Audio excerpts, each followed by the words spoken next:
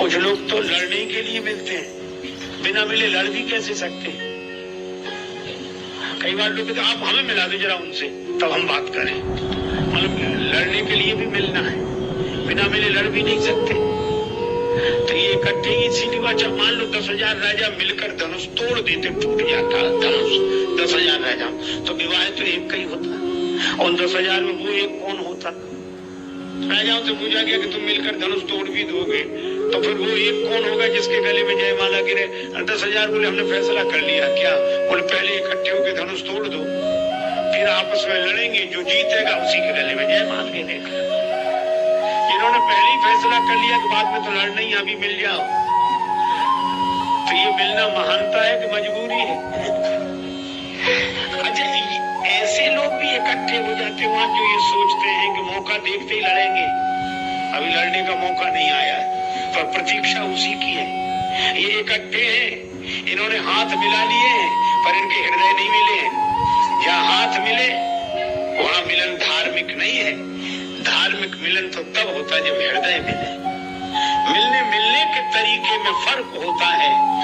दिल तो मिलता नहीं तो हाथ मिलाता क्या है। ये मिलन ऐसे ही है जैसे एक महात्मा के पास सज्जन जाते थे, 2 लोग जाए। एक अच्छा हट्टा कट्टा पहलवान था, धन्य बैठक लगाए, रोज और स्वामी जी क्या हो रहा है, प्रणाम, आओ बैठो पहलवान। पर उसके पास पैसा वैसा नहीं था, साधारण आदमी था, श्रमजीवी था। और वो बैठते ही कहता क्या बताएं गुरुजी, भगवान ने हमको गरीब बनाया, रोज करो रोज खाओ, 4 पैसे है नहीं। अगर मेरे पास पैसा होता तो आपको चिंता नहीं करने देता, आपके आश्रम की सब सेवाएं गतिविधियां मैं चलाता, मैं देता, बिल्कुल देता। और लोग भी कैसे हैं, जिनके पास है देते, अगर मेरे पास होता तो जरूर देता। महाराज क्या बताएं, बाकी की बात है, भगवान की इच्छा। गुरुजी मुस्कुराए, चल ठीक है, ठीक, बैठा रहे। वो जाता तो एक सेठ जी आते, वो करोड़पति थे, उनके पास बचता तो बहुत था पर शरीर इतना दुर्बल था कि खाने को पचता नहीं था।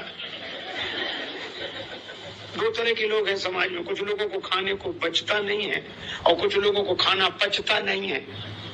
सब बेचारे और सांस भरते हुए, स्वामी जी आओ आओ, डालो भैया ने कुर्सी डालो, बैठ गए। बड़ी देर में तो उनकी सांस रुकती, फिर कहते हैं क्या बताएं महाराज, भगवान ने रोगी बनाया है, बीमार रहते डॉक्टर, अगर मैं थोड़ा हट्टा कट्टा होता तो आपके चरण दबाता, सेवा करता, लेकिन शरीर से हम ही नहीं उठ बैठ पा, आपकी क्या सेवा करें।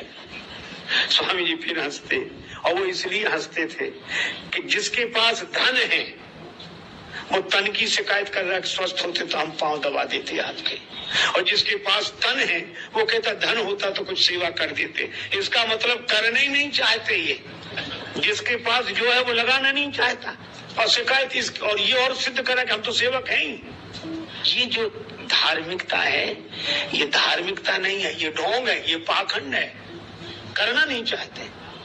एक आदमी बोला क्यों महाराज, हमें लोग छोड़ देना चाहिए, दान तो करना चाहिए, रखा है तो करना चाहिए कि नहीं। महात्मा बोले हमसे पूछा, बोले आपसे पूछ रहे हैं, लोग छोड़ देना चाहिए, दान करना चाहिए कि नहीं, ये बताओ, आप बताओ, हम आपकी मानेंगे, आप बताओ। महात्मा बोले तुम हमारी तो मानोगे, हमसे पूछने आए हो, और मान लो तुम अपने मकान के बाहर, तुम्हारा गांव में मकान है और मकान के बाहर छप्पर के नीचे बैठे हो और छप्पर के ऊपर से एक सांप निकले और सांप धड़ाम से तुम्हारी गोद में गिरे, तो हमसे पूछने आओ कि क्या करना चाहिए, इसको गोद में रखें कि इसको फेंक दें, गले में पूछोगे। बोले क्या मतलब, उसमें पूछना क्या होता, तुरंत गलत हो, गलत है, गलत हो, गलत है।